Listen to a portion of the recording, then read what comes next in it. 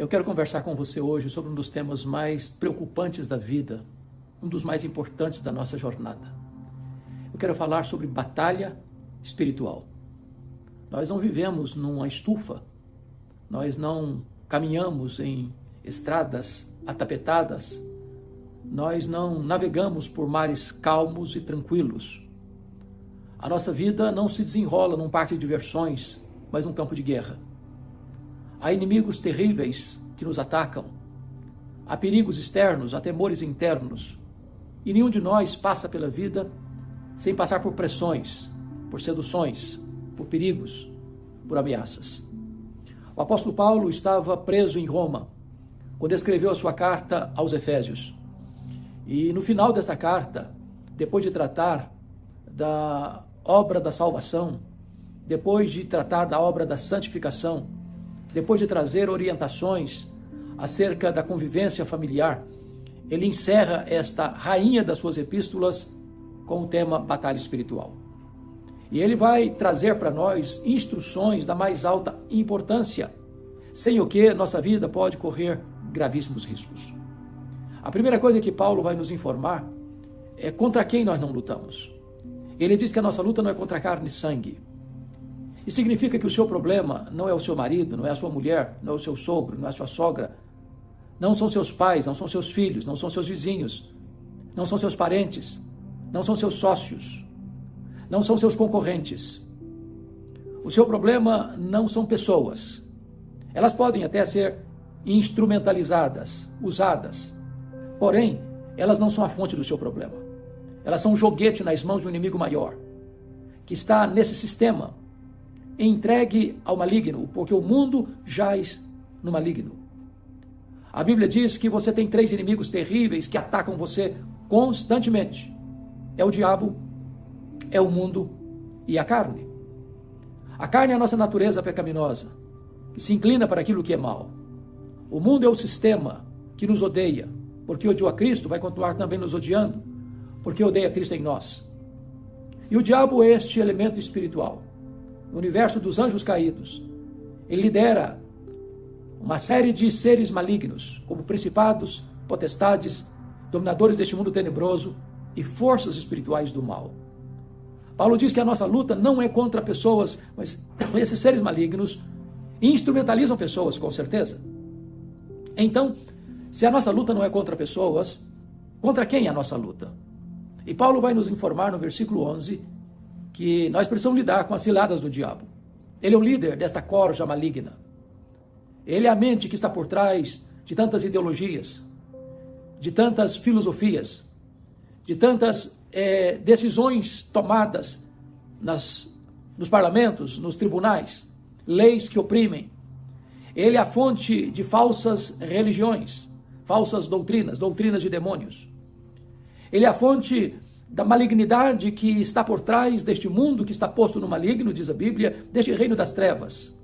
Mas também ele pode tantas vezes tentar seduzir para que o homem, na sua fraqueza, possa cair em tentação e transgredir os preceitos divinos. Paulo diz que este inimigo, ele não age sozinho.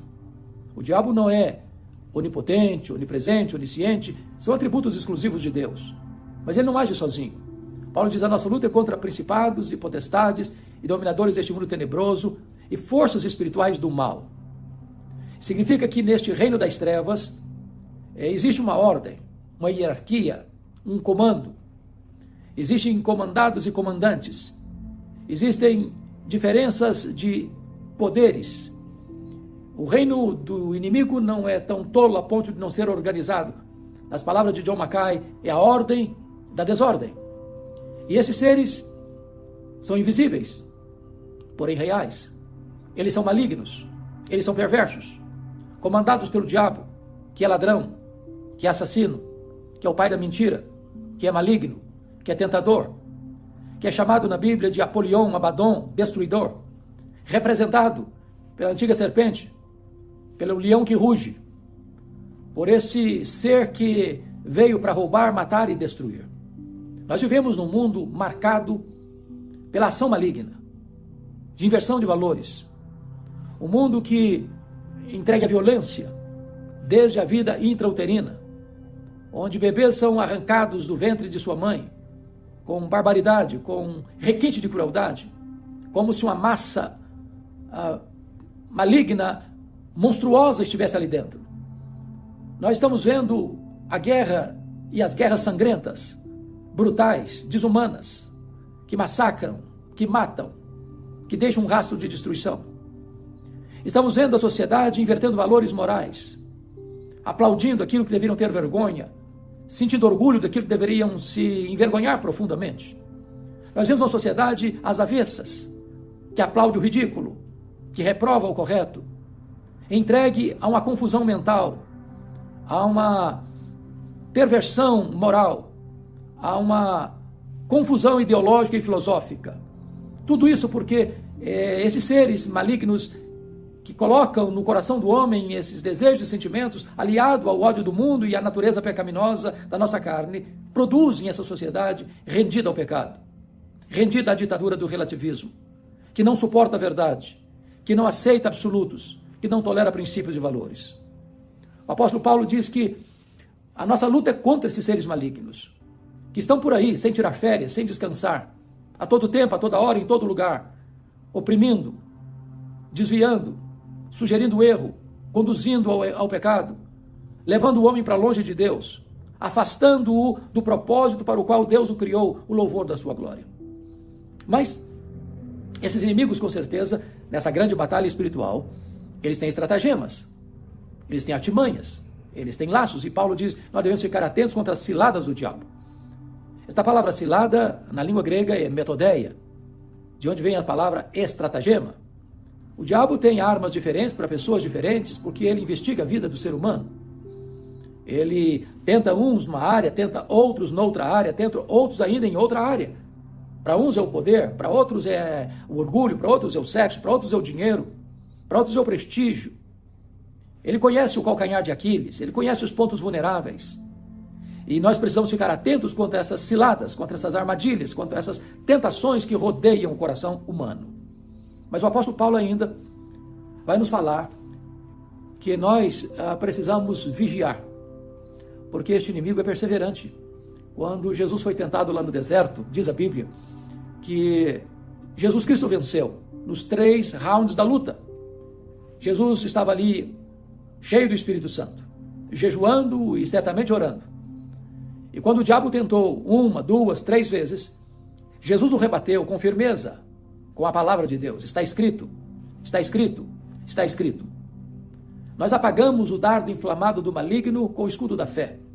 Apropriamo-nos da palavra de Deus e seguimos o que a palavra de Deus nos orienta. Mas diz Lucas 4 que o diabo deixou até tempo oportuno. Ele veio com outras armas, com outros estratagemas, usando outros esquemas, usando as multidões, usando a pressão dos adversários, saduceus, fariseus, escribas, usando poderes políticos, tanto o poder político eclesiástico do Sinédrio, quanto o poder político civil de Roma, Pôncio Pilatos, como também Herodes Antipas, tetrarca da Galileia. Ou seja, nós precisamos estar atentos porque o inimigo não descansa, não tem pausa, não tira férias. Ele está o tempo todo, a toda hora, em todo momento, buscando uma oportunidade para nos derrubar. Mas há uma outra artimanha do inimigo, que é a pressão. A pressão. Nós temos que resistir no dia mau. E o que seria o dia mau? Será que existem dias bons e dias maus? Do que o apóstolo Paulo está tratando? Ele está falando de uma guerra. E quando você fala de uma guerra, você fala de estratégias. Quando um comandante está liderando um exército numa batalha, numa conflagração, numa guerra, nem toda hora é hora de atacar. Tem hora de recuar, tem hora de refazer as estratégias, tem hora de reunir melhor as armas e estar com um plano que pareça ao inimigo que você está saindo do campo de luta, ou até recuando. Mas quando o inimigo imagina que não tem mais perigo, vem o ataque frontal, imediato, avassalador. E assim também na batalha espiritual. Às vezes há períodos de folga, de calmaria, de bonança, e parece que o inimigo não vai mais atacar, parece que você está vivendo os dias áureos da sua vida, parece que não tem mais luta, não tem mais prova, não tem mais vale, não tem mais tentação, não tem mais sedução, não tem mais pressão. E quando você menos imagina, vem um ataque frontal. avassalador, devastador. Nós precisamos estar preparados, porque este inimigo não descansa nem dorme. O tempo todo ele está arquitetando, planejando, urdindo, tramando contra nós, o povo de Deus. Mas é importante entender ainda que nessa batalha nós lutamos contra um inimigo que tem limitações, limitação de poder. Ele não pode tocar o povo de Deus, no sentido de que ele não pode arrancar dos braços de Jesus aqueles que estão nas mãos de Jesus. Foi Jesus quem afirmou, lá em João 10, 28 e 29, as minhas ovelhas ouvem a minha voz e me seguem. Eu dou a elas a vida eterna, e ninguém as arrebatará das minhas mãos. Na oração sacerdotal, Jesus Cristo disse que todos aqueles que o Pai havia lhe dado, nenhum deles ele perdeu, exceto o filho da perdição, porque nunca foi convertido. Judas era um ladrão, ele não era um homem nascido de novo, o coração dele amava o dinheiro, não a Jesus. A palavra de Deus, lá em 1 João 5,13, diz: filhinhos, estas coisas eu vos escrevi, para que saibais que tendes a vida eterna, vós outros que credes no nome do Senhor Jesus. Em outras palavras, nesta batalha, a luta sim, a vale sim, há enfrentamento sim, mas não derrota. A vitória final do povo de Deus está assegurada. A vitória do povo de Deus está garantida. Temos luta e precisamos vigiar. E precisamos saber que o inimigo tem estratagemas diferentes, ciladas diferentes, que ele persevera nessas batalhas, mudando de estratagemas, que ele age por pressão, mas precisamos estar firmes, numa vida de oração, numa vida cheia do Espírito Santo, de total dependência de Deus. Então, Paulo agora vai começar a tratar conosco do que nós precisamos para enfrentar essa luta. E já no versículo 10 de Efésios 6, ele fala do revestimento do poder, a capacitação do poder. Nós não temos condições de enfrentar essa luta fiados em nós mesmos, escorados no bordão da autoconfiança. Nossa força é pequena e nós não podemos enfrentar esse inimigo de cara limpa. O apóstolo Paulo diz que precisamos de armas não carnais, mas armas espirituais, poderosas em Deus, para destruir fortalezas e anular sofismas. Nós não podemos vencer o inimigo com as nossas próprias armas, com a nossa própria estratégia, com a nossa própria capacidade, com o nosso próprio poder. Mas se formos revestidos com o poder do Espírito Santo, nós vamos sim sujeitar-nos a Deus e resistir o maligno, e ele fugirá de nós. Com o poder do Espírito Santo, nós avançaremos, pregando o Evangelho, invadindo as portas do inferno, porque as portas do inferno não prevalecerão contra a igreja de Cristo. E essa ideia aqui não é que o diabo, com as portas do inferno, estejam avançando, não. É a igreja que avança contra essas portas. É o valente que é amarrado por aquele que é mais valente, o Senhor Jesus Cristo, e a sua casa é saqueada. Nós estamos numa empreitada vitoriosa. Nós seguimos a liderança daquele que é o capitão invicto em todas as batalhas, o Senhor Jesus Cristo. Ele é aquele que veio vencendo e para vencer. A história não caminha para um desastre, a história não caminha para um final inglório, infeliz, sombrio, de uma derrota fatídica. Não, a história caminha para um telos, para um fim, para uma consumação. E o fim já está determinado, e a história já está determinada. É Cristo e a sua igreja que vão vencer retumbantemente. Jesus voltará com grande poder e glória, diz a Bíblia, e ele vai colocar todos os seus inimigos debaixo dos seus pés. E ele vai estabelecer o seu reino de glória, entregar este reino de glória ao Deus e Pai, para que ele seja tudo em todos, e nós estaremos com ele, reinando com ele pelos séculos eternos.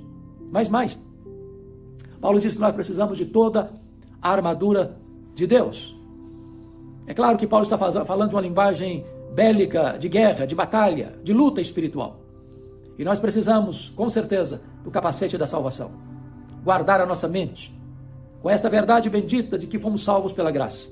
Não é mérito, não é uma conquista das obras, não se compra com dinheiro, não se merece a salvação. A salvação é dada gratuitamente a todos aqueles que creem no Senhor Jesus Cristo. O apóstolo Paulo diz: pela graça sois salvos mediante a fé, isso não vem de vós, é dom de Deus, não de obras, para que ninguém se glorie. Então nós precisamos desse capacete da salvação, estarmos seguros, firmes nesta graça bendita. It hurt clear, more than I can say, but maybe love isn't holding on. Maybe it's knowing when to walk away.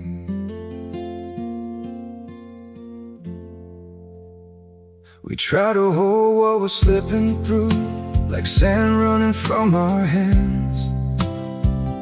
Every promise started losing shape we couldn't be what we once planned.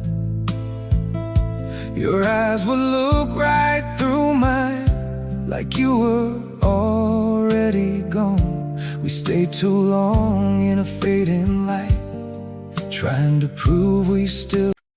It hurt clear, more than I can say, but maybe love isn't holding on. Maybe it's knowing when to walk away.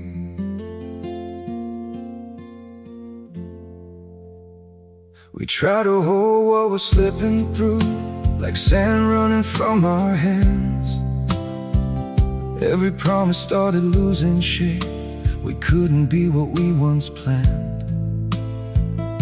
Your eyes would look right through mine, like you were already gone.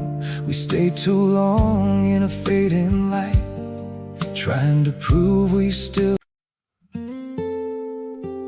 It hurt clear, more than I can say, but maybe love isn't holding on. Maybe it's knowing when to walk away.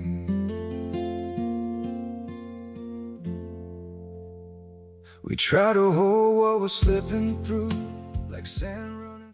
Que um dia nos alcançou, que um dia nos transformou, que um dia nos deu um novo nome, uma nova família, uma nova pátria, uma nova herança, nos deu a garantia e a certeza da vida eterna.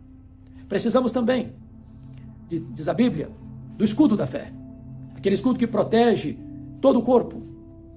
Quando os dardos do maligno vêm, colocando dúvidas, incertezas, nós colocamos esse escudo na frente, dizendo: eu creio em Deus, eu fui salvo pela graça, Jesus Cristo me alcançou, eu pertenço à família de Deus, eu sou membro da família de Deus, o Espírito Santo de Deus habita em mim, sou herdeiro de Deus e co-herdeiro com Cristo. E essas verdades vão saltando da sua mente, vão enchendo o seu coração, vão trazendo alegria para a sua alma, e você então apagará todos os dardos inflamados do maligno que tentam lançar dúvida no seu coração. Precisamos também, diz a Bíblia, da espada do Espírito, da palavra de Deus. Você resiste ao diabo com a palavra de Deus. Foi o que Jesus Cristo fez. E aquilo que o Mestre nos ensinou, nós devemos seguir as mesmas pegadas. Está escrito, está escrito, está escrito. Quando o diabo cita a Bíblia, citou a Bíblia para Jesus, na sua segunda tentação, levando ao pináculo do templo, sugerindo-o para lançar-se dali para baixo, porque, e aí cita o Salmo 91, que está escrito a teu respeito: dará ordem aos teus anjos para que não tropeça em alguma pedra. Ele omite parte do texto, porque o diabo é um péssimo exegeta, ele é um falso hermeneuta, ele é um falso intérprete das Escrituras. Ele usa a Bíblia para tentar e não para confortar, para edificar, para esclarecer. E a Bíblia na boca do diabo não é a palavra de Deus, é a palavra do diabo, porque ele nunca cita a Bíblia corretamente. Foi assim lá no Éden, foi assim lá no deserto da tentação de Jesus. Ele tenta desviar as pessoas do caminho, citando incorretamente as Escrituras, acrescentando algo ou tirando algo das Escrituras.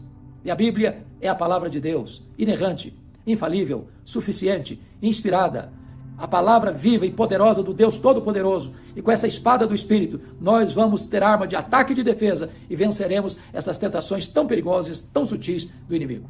Precisamos também dos calçados do Evangelho da Paz. O soldado precisava caminhar por lugares escorregadios e perigosos, ele tinha que ter um sapato, uma sandália, uma bota preparada e pronta para os grandes embates dessa caminhada, às vezes tão difícil. Nós temos o Evangelho da Paz, é o Evangelho da Graça, é a boa nova do Evangelho, a boa nova da salvação em Cristo Jesus. Você estando firmado no Evangelho, você caminha por lugares perigosos, escorregadios e permanece firme na graça do Senhor.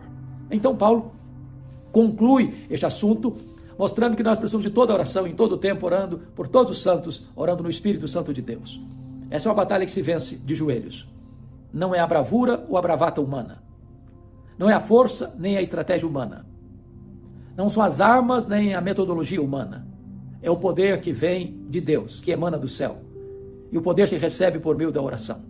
Quando você ora, Deus manifesta o poder dele na sua vida. Não que a oração seja poderosa, não o é. Poderoso é Deus que responde a oração. Mas quando você ora, você une a fraqueza humana à onipotência divina. Você conecta o altar da terra com o trono do céu. E com Deus somos mais que vencedores. Porque Paulo pergunta: se Deus é por nós, quem será contra nós?